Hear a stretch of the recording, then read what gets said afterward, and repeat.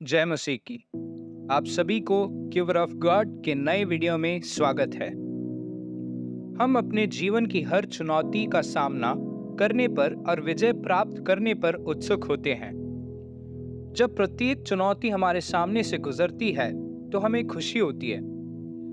हम ईश्वर की स्तुति करते हैं और उनके महान कार्यों की गवाही भी देते हैं।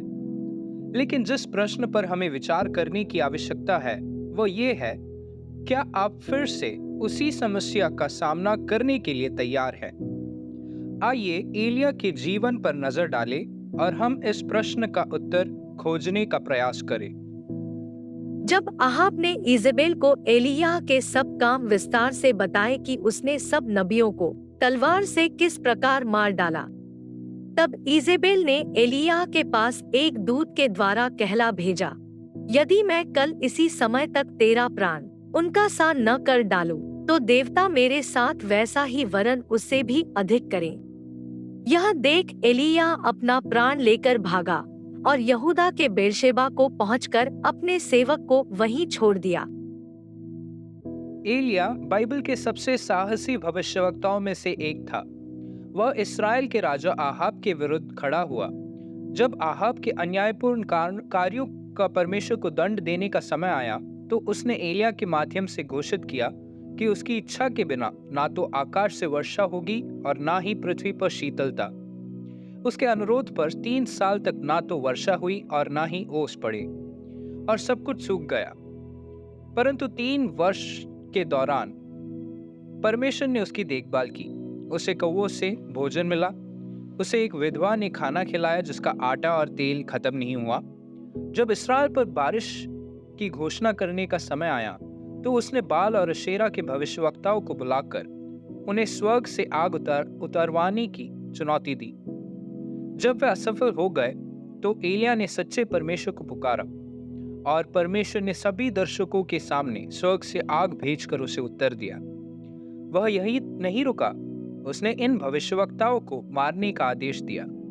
यदि हम इन चीजों को देखें तो हम देखते हैं कि एलिया की जो गवाही है वो इतनी अच्छी है। परमेश्वर ने उसके जीवन में कैसे कैसे चमत्कार किए। भले ही सारी दुनिया परमेश्वर पर संदेह करे, उसे परमेश्वर पर संदेह करने का कोई अधिकार नहीं है। फिर सवाल उठता है, अगर एलिया को इतना यकीन था कि परमेश्वर उसके साथ है तो वह इजेबेल से क्यों डरा? एलिया की खूबियों में से एक छुपने का था। हम कह सकते हैं कि वह छुपने में कितना माहिर था। 3 वर्ष तक आहाब से छुपा रहा।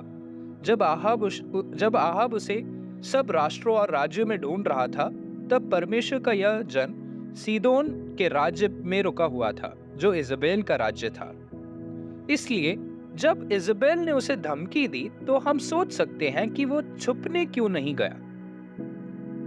इसका उत्तर हमारी मानवीय प्रवृत्ति में निहित है कि हम पिछली चुनौतियों पर विजय पाने के बाद भी उन्हें दोबारा सामना करने से डरते हैं।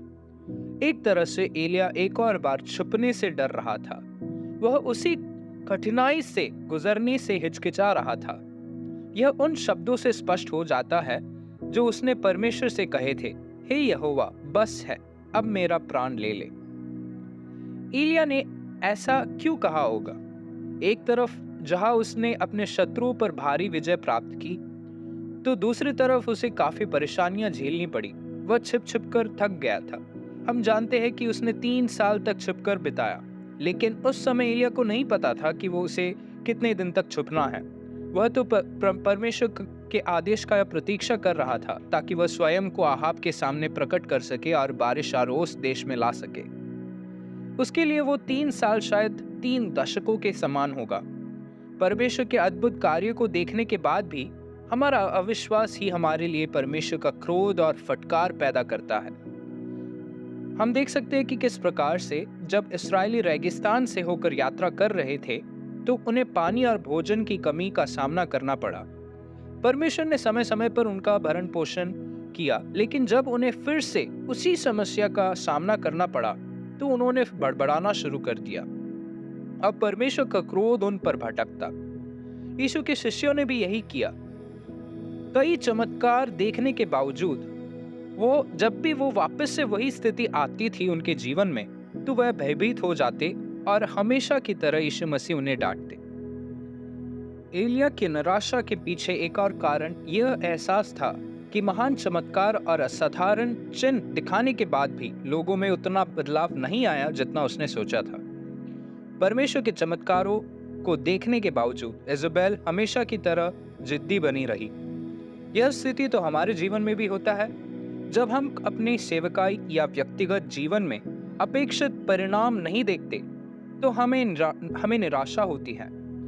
एलिया की तरह हम खुद को परमेश्वर से सवाल करते हुए पा सकते हैं कि क्या हमारे सभी प्रयास व्यर्थ थे। हालांकि संदेह के इन क्षणों में परमेश्वर वापस हमसे पूछ सकता है कि क्या मैंने तेरी हर जरूरतों को पूरा नहीं किया? 3 साल तक तेरा भरण पोषण और समर्थन किया केवल इसलिए कि तू उस स्त्री के डर से मेरे पास लौट आए। परमेश्वर की विश्वास योग्यता और प्रावधान व्यर्थ नहीं गए हैं और हमारी आस्था का यात्रा उद्देश्यहीन नहीं है। वो हमेशा हमारे साथ है। किसी भी विपरीत परिस्थिति का सामना करने के लिए हमें मजबूत और सशक्त बनाने के लिए वह तैयार है। हम भी परमेश्वर में अपनी गहरी आस्था का बखान कर सकते हैं, लेकिन हमें खुद से ही यह पूछने की जरूरत है कि अगर वही समस्या दोबारा हो तो क्या हम डट कर खड़े रह पाएंगे? क्या हम साहस के साथ समस्या का सामना करेंगे या फिर से बड़बड़ाएंगे? परमेश्वर अपने लोगों को कभी भी नहीं छोड़ता, चाहे वह समस्याओं से थक गया हो।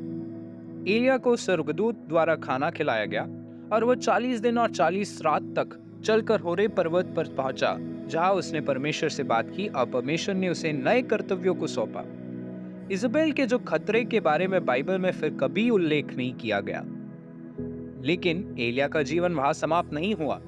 वही एलिया जिसने परमेश्वर से कहा था कि वह एकमात्र भविष्यवक्ता बचा है, उसने इज़राइल के विभिन्न हिस्सों में भविष्यवक्ताओं के चेलों को देखा जिन्होंने उसके स्वर्गारोहण के बारे में भविष्यवाणी की।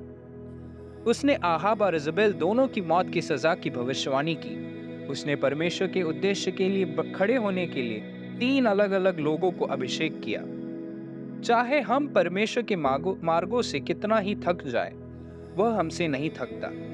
वह हमें अगले स्तर पर ले जाने के लिए तैयार है। क्या हम वाकई अपने जीवन में दोबारा उसी समस्या को सामना करने के लिए तैयार है? परमेश्वर के लोगों को किसी भी समस्या से नहीं डरना चाहिए, विशेषकर उन समस्याओं से जिन्हें हमने पहले ही पराजित किया है। इन वचनों से आप सभी को आशीष मिले। धन्यवाद।